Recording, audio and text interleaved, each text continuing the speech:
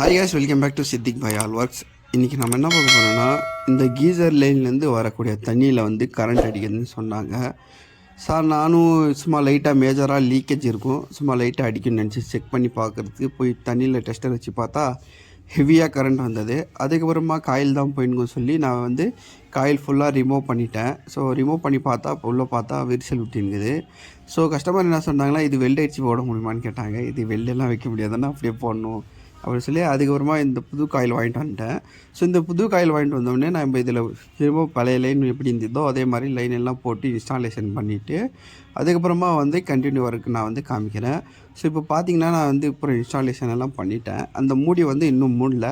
ஏன்னா நம்ம இப்போ ஃபிட்டிங் பண்ணிவிட்டு அந்த இடத்துல ஏதாவது லீக்கேஜ் இருக்கா முதல்ல பார்த்துக்கலாம். ஸோ ஏன்னா காயிலோட டயா வந்து ஒரு காயில் ஒரு மாதிரி வரும், அதனால தான். ஸோ அதுக்கப்புறமா ஃபிட்டிங் எல்லாம் பண்ணி முடிச்சுட்டு இப்போ கீசர் ஆன் பண்ணி பார்த்தேன். அதுக்கப்புறமா டேப்பில் வந்து திரும்ப ஏதாவது கரண்ட் வருதா சொல்லி செக் பண்ணி பார்த்தேன். ஸோ கரண்ட் எதுவும் வரல. அதுக்கப்புறமா எல்லாம் கரெக்ட் ஆகிடுச்சு. நான் வந்து எல்லாம் கரெக்டாக இருக்குன்னு சொல்லிவிட்டு கிளம்பி வந்துட்டேன். இந்த வீடியோ உங்களுக்கு பிடிச்சிருந்தால் லைக் ஷேர் கண்டிப்பாக பண்ணுங்கள். Tata bye.